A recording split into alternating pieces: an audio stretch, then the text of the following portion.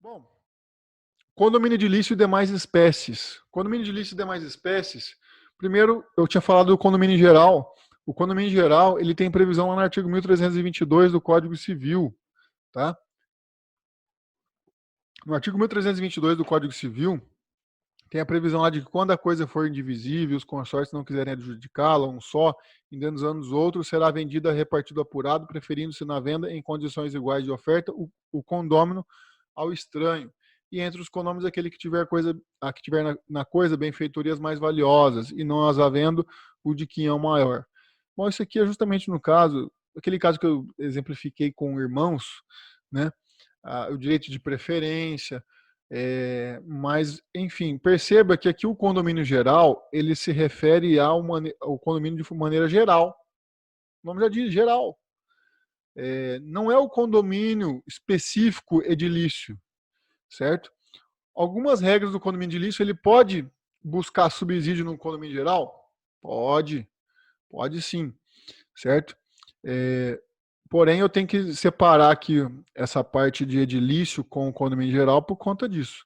Aí nós vamos buscar, então, trabalhar muito, mas muito mesmo, com o condomínio edilício. São dois tipos de condomínio que a gente vai falar bastante nesse curso. É o condomínio edilício e o condomínio de lotes, certo? Porque eles, de certa forma, aplicam a mesma regra, tá? Aí tem uma nova modalidade agora da multipropriedade, tá?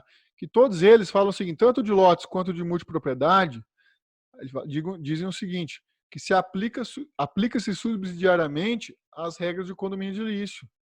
Ou seja, se não tiver disposição específica, eu vou buscar aqui a regra de condomínio edilício. Tá? Bom, a lei de 64, no artigo 1º, delimitou no âmbito de sua atuação nessa modalidade de propriedade as edificações ou conjunto de edificações. Lembrando, olha aqui, ó, edificações ou conjunto de edificações de um ou mais pavimentos, construídos sob forma de unidades isoladas entre si, destinadas a fins residenciais ou não residenciais. Perceba que eu preciso ter edificação ou conjunto de edificações, blocos, por exemplo. Então, muito importante que haja isso. Se não tiver edificação, não se encaixa no texto legal da lei de 64. Bom, poderão ser alienados no todo ou em parte, objetivamente considerados, e constituirá cada unidade propriedade autônoma sujeita às limitações dessa lei. Então, aí, ou seja, cada propriedade autônoma vai ter que respeitar suas limitações legais, nós vamos conhecer um pouco mais dessas regras, e aí o parágrafo 1º determinou que cada unidade será assinalada por uma designação alfabética ou numérica, né? E o parágrafo 2º estipulou que cada unidade caberá uma fração ideal do terreno e coisas comuns, expressas sob forma decimal ou ordinária.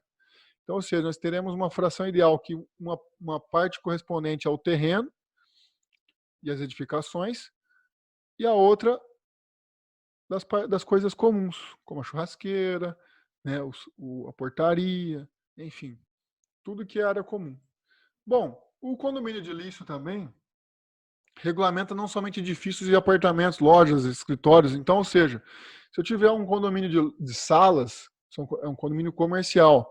Não deixa de ser um condomínio de edificação, Gabriel, porque nós estamos falando de um prédio, de um edifício. Então, eu vou aplicar as mesmas regras de condomínio edilício para esses condomínios de lojas, escritórios e garagens, enfim. Sim, desde que haja edificação.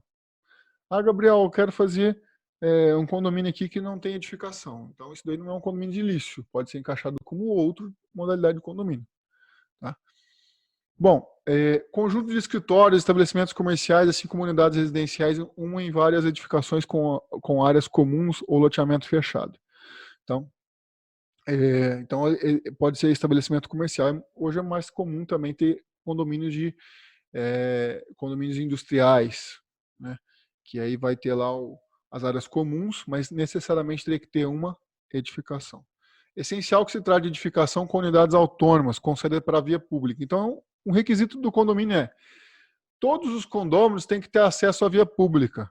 Então, tem que ter acesso por meio do quê? Do elevador, do saguão, do portão, enfim, tem que ter acesso à via pública. Tem que ter uma forma de acesso. Então, é uma regra do Código Civil. E nenhuma unidade pode ser privada do acesso ao logrador público. Então, por exemplo, eu não posso pegar e trancar o último apartamento e não dar acesso a ele para ele poder acessar a rua. Tem que ter um acesso ao logradouro público. Tá? Então, é uma condição aí para ter o condomínio. Bom, o que mais aí? Cada unidade será tratada como objeto de propriedade exclusiva e o acesso à via pública será direto, como no caso de lojas de frente para ela. Ou seja, aquela loja que é do térreo lá, gente, aquela loja que é do térreo, ela já tem acesso à via pública. Então, ela já está respeitando a lei nesse caso. Tá? Ela faz parte do condomínio edilício? Sim, se ela estiver na convenção, faz parte do condomínio edilício. Tá? Nós vamos ver depois. Tem muitos problemas envolvendo a loja do térreo, especialmente no que diz respeito a rateio de despesa. A loja do térreo tem alguns problemas. Quando se fala de elevadores, escadas, rampas, Gabriel, mas a loja do térreo não usa elevador, mas a loja do térreo não tem isso. Como é que você vai resolver esse problema? Nós vamos ver como é que fica a resolução desses problemas. Não vou falar disso agora, mas no momento oportuno que eu vou falar de rateio de despesas, aí vai entrar com essa questão aí de como que você vai interpretar isso. Eu não ensino você a fazer só o rateio de despesa, não tem como fazer só o rateio de despesa. Fazer o rateio de despesa, beleza, eu te passo aqui, você vai seguir a sua vida normalmente, mas quando chegar um condomínio novo, eu preciso que você entenda como resolver os problemas desse condomínio novo. Tá? Então é isso. Esse é o meu objetivo aqui hoje. Outra espécie de condomínio que a gente estava falando é o condomínio de lotes. Tá? O condomínio de lotes é a nova regulamentação que está dentro do Código Civil. Né? Pode haver em terrenos partes designadas de lotes que são propriedade exclusiva e partes que são propriedade comum dos condôminos. Né? Então, a regulamentação que teve na lei de 2017, que a gente tinha colocado lá para vocês, ela traz uma novidade, uma pequena novidade, tá? Que é o seguinte: veja, o condomínio de lotes pode ser firmado com a proporcionalidade, né, do que? Da área do solo de cada unidade autônoma, ou seja, cada lote tem uma metragem X, então eu posso seguir esse critério. É um critério interessante? Sim, é um critério bastante interessante, pela metragem de cada lote. Ao respectivo potencial construtivo também é uma outra alternativa, porque em cada lote pode ser que haja um potencial construtivo. O que vai poder ser construído em cima daquele terreno, daquele lote? Então, isso pode ser levado em consideração também para poder fazer a fração ideal. E lembrando, a fração ideal ela vai ser importantíssima para nós, porque nós vamos utilizar a fração ideal, que é a soma da área privativa mais a área comum de cada condômino, para fazer o rateio das despesas. Então, tudo que eu falar de fração ideal influencia no rateio da despesa. Tá? Bom, o que mais? Ou outros critérios indicados no ato de instituição. Pode ser que eu indique um outro critério que não seja nem área privativa, nem potencial construtivo, mas é um outro critério de fração ideal. E você vê aí, é uma novidade, né? Não tinha isso daqui na parte edilícia, não tinha nada disso. Então aqui sim é uma novidade da norma. Aplicação subsidiária das normas de condomínio edilício. Então, ou seja, aplicação subsidiária. Perceba que nem tudo vai estar escrito aqui na parte do capítulo do condomínio de lotes. Contudo, quando faltar alguma coisa, eu vou buscar subsídio lá no condomínio edilício. Então, tudo que eu apresentar aqui para vocês, por exemplo, rateio de despesa, assembleia, penalidades, tudo, se aplica para o condomínio de lotes. Por quê? Porque é subsidiário. Tá? O pessoal pergunta assim, Gabriel, mas você não vai dar um curso só de condomínio de lotes? Não tem por que dar um curso só de condomínio de lotes. Porque as mesmas regras de condomínio edilício vão ser aplicadas subsidiariamente aos condomínios de lotes. E o condomínio de lotes é só isso daqui que é regulamentado. É só a parte, vamos dizer assim, de constituição. Como é que é constituído o condomínio de lotes. O resto segue tudo condomínio de edilício. Para fins de incorporação imobiliária, a implantação de toda a infraestrutura ficará a cargo do empreendedor. E aqui, gente, é um ponto de atenção. Por quê? Aquela parte de infraestrutura que eu quero dizer é o seguinte, por exemplo, o asfalto, vamos dizer assim, o meio-fio, né? alguns lugares chamam de sarjeta, né? Então, assim, tudo aquilo que for o calçamento, tudo aquilo que for de infraestrutura do condomínio, do condomínio de lotes,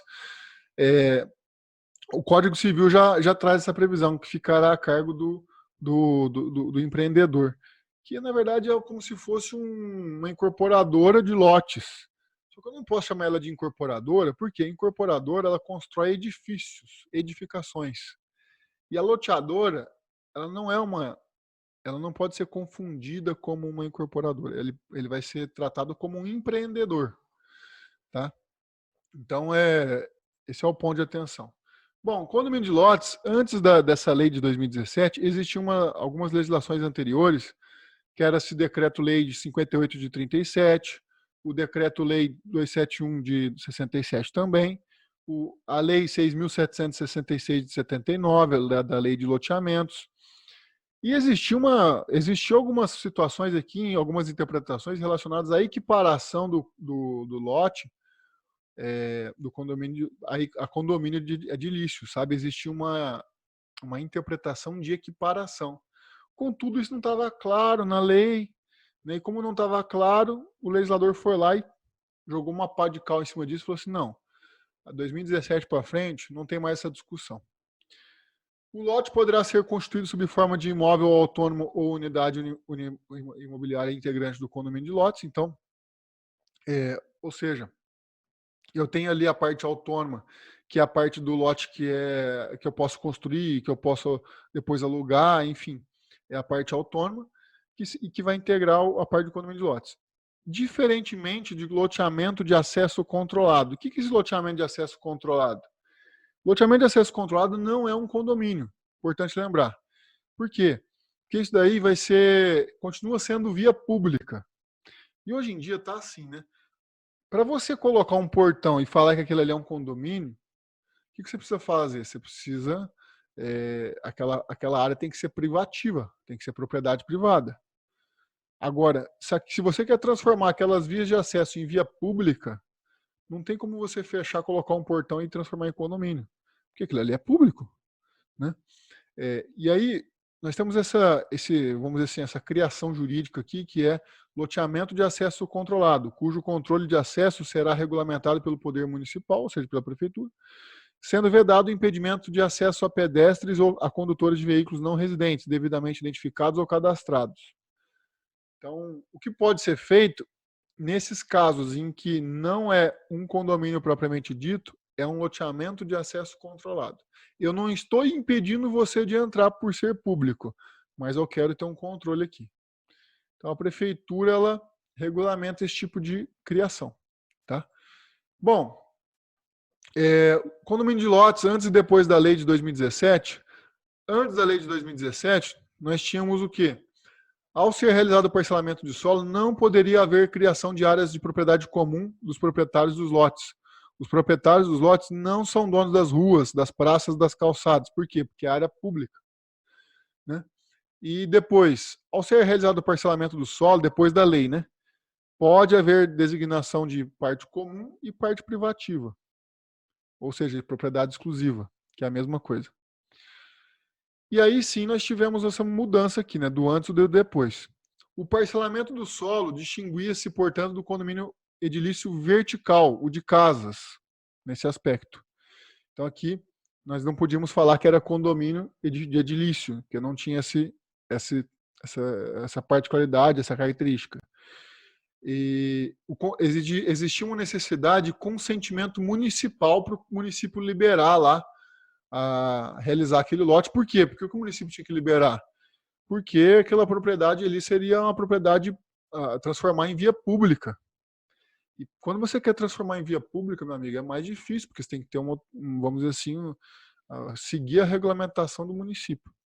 Surgimento de loteamentos fechados, constituição de uma associação. Então, o que o pessoal fazia?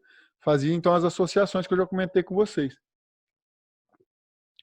E o STJ, nessa jurisprudência, o que ele diz? Que não há dever de contribuição compulsória pelos titulares dos lotes. Então, não era obrigado a pagar se ele não anuiu, se ele não concordou em entrar, né, dentro da associação. e aí uma briga homérica que provocou o surgimento da Lei 3.465 de 2017, que pode ter, então, condomínio, e aí, quando tem condomínio, é obrigado, meu amigo. Condomínio não tem essa, não é que nem associação, que é obrigatório pagar. E o que é melhor, Gabriel, condomínio ou loteamento? Bom, depende, né? Porque se você quer fazer o loteamento e passar as despesas para a prefeitura de iluminação, de asfalto, essas coisas todas, que é via pública, né? E aí, facilidades com a prefeitura, às vezes não tem. Então, o caminho é mais árduo, né? O caminho de condomínio, no caso de lotes, vai ser um pouco melhor, por quê? Porque você não tem essa não tem uma burocracia tão pesada quanto existia antes, tá? Bom, aplicação subsidiária de normas de condomínio edilício, nós já falamos que aplica-se as normas de condomínio edilício subsidiariamente. Gabriel, aquelas associações de lotes, elas deixaram de existir? Não, inclusive na lei de 2017, ele reforça ainda que vai continuar existindo a associação de proprietários de imóveis. Continua existindo, não tem problema nenhum. Tá? É importante ressaltar que isso daqui continua existindo. Tá? Vinculação de associação de proprietários de imóveis, tendo em vista que sua natureza jurídica por critérios de afinidade, similitude e conexão à atividade de administração de imóveis. Então, ou seja, manteve ainda o artigo 36A da Lei 6.766, continuou a possibilidade de ter essa associação. Lembrando, associação, ó, olha só que diz aqui a lei. A administração de imóveis dessas associações sujeita seus titulares à normatização e a disciplinas constantes dos seus atos constitutivos. O que é um ato constitutivo de uma associação? Um estatuto. E aí, como é que se constitui uma associação? Cada associado coloca uma cota, coloca um valor de cota, né, cotizando de forma desses atos para suportar a consecução dos seus objetivos. Colocamos lá, sei lá, R$500 cada um para poder comprar a guarita, para poder comprar uma estrutura mínima de segurança e colocar lá à disposição da associação e dos associados. Então, esse é o objetivo da associação aí. Obviamente que nós continuamos com aquele problema de não ser obrigatório a contribuição. Tá? Condomínio em multipropriedade.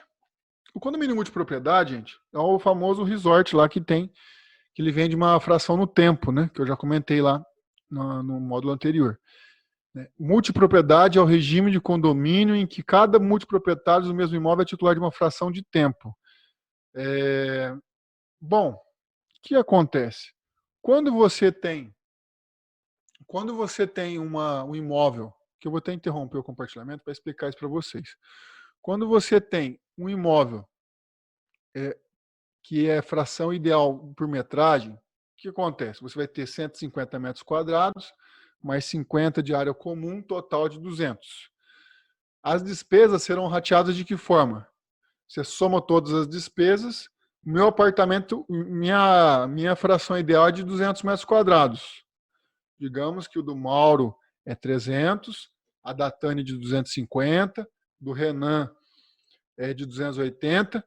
Cada um vai pagar proporcional à sua fração ideal. Como é que a gente faz essa proporção?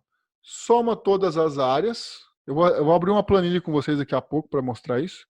Mas você soma todas as áreas e você pega, por exemplo, somei tudo. Deu quantos metros quadrados? Deu 10.000 metros quadrados de fração ideal. Tá legal. Então agora eu pego os meus 200 metros quadrados lá que eu tenho, que é só o Gabriel, é um dos moradores de tantos, e divido pelos 10.000. Aí vai dar um percentual bem pequenininho. Aquele percentual que eu devo pagar sobre o total das despesas. Obviamente que se o Mauro tem 300 metros quadrados de fração ideal, que o apartamento dele é a cobertura, o que vai acontecer? Ele vai pagar mais, certo? E no caso, o que distingue a multipropriedade do que a gente tem feito? A única diferença da multipropriedade é que eu vou colocar numa planilha de Excel, exemplo, para vocês visualizarem isso, né? Por exemplo, tenho lá 100 apartamentos no resort. Se eu pegar esses 100 apartamentos no resort, tiver 365 dias no ano, 24 horas por dia, e eu vou encontrar quantas horas ou quantos dias lá de fração temporal que eu vou conseguir usar em um ano, certo? E aí eu vendo para vocês uma fração de tempo de um apartamento dentro de uma multipropriedade, dentro de um resort desse. Eu vendo lá, por exemplo, uma semana de utilização por ano. Então você tem uma semana, ou poderia vender um mês, digamos, de utilização no ano, né? 30 dias de utilização. O que significa? O que você tem de propriedade? Você tem de propriedade uma fração temporal, certo? A faculdade de uso e gozo, ou seja, você vai poder alugar aquele tempo para uma outra pessoa usar. Você vai poder oferir aluguel daquilo ali. Ou você vai poder ceder para alguém da sua família poder usar, ou você mesmo vai poder usar. Só que desde que respeite o limite do tempo. Obviamente que se eu tenho 30 dias para usar e o Mauro, por exemplo, nesse resort ele tem 60 dias porque a fração de tempo dele é maior, obviamente que quando ele paga por uma fração de 60 dias, ele paga muito mais caro do que 30. É óbvio, a mesma coisa com o apartamento. Você quer comprar um apartamento de 200 metros quadrados e o outro de 300, o de 300 vai valer muito mais do que o de 200. Aqui é a mesma coisa. Só que o que vale mais é a fração de tempo. Quanto maior a fração de tempo, maior é o valor que você vai pagar por aquele bem, por aquele direito. E como é que é feita essas despesas? A rateio da despesa. Quem tem o direito de usar mais o condomínio é o que vai pagar mais. Então, digamos, vamos somar todas as frações de tempo. Então, vamos ter um total de fração de tempo e cada um de nós teremos um percentual de fração temporal. E aí eu vou fazer o rateio das despesas com base nessa fração temporal. Poxa, Gabriel, mas eu gostaria muito de fazer essa fração temporal, aliás, fazer isso no meu sistema de contabilidade. Tem alguns sistemas de contabilidade ou até mesmo de condomínio que não estão preparados para fazer condomínio em multipropriedade. Tá? Então eles estão preparados para fazer o quê? A fração ideal com base na metragem. E aí realmente nós temos um desafio pela frente. Talvez buscar uns sistemas especializados aí que façam isso daí. Tá? Bom, então a multipropriedade é isso daí. Condomínio urbano simples. O condomínio urbano simples, ele está disciplinado no artigo 61 a 63 da Lei 3.465 de 2017. E nós temos aqui algumas características do condomínio urbano simples. Quando o mesmo imóvel contiver construções de casas ou cômodos, é que eu tinha dado aquele exemplo lá de casa com fundo, com casa nos fundos. Aplicação restrita a imóveis urbanos, não pode ser imóveis rurais. Respeito aos parâmetros urbanísticos locais, tem que respeitar os parâmetros do município. Vai ser discriminado na matrícula a parte do terreno ocupada pelas edificações, por exemplo, da casa da frente, quanto da casa dos fundos. O que é propriedade exclusiva, o que é da casa da frente, propriedade exclusiva, o que é da propriedade exclusiva da casa dos fundos e o que é o corredor de acesso para a via pública. Então, aqui o item C, áreas que constituem passagem para as vias públicas. Então, perceba que a essência é como um condomínio. Qual que é a vantagem? Que não precisa ter convenção, não precisa ter habites e não precisa ter CND para poder ter um condomínio urbano simples. Tá legal? Bom, é isso daí. Pessoal,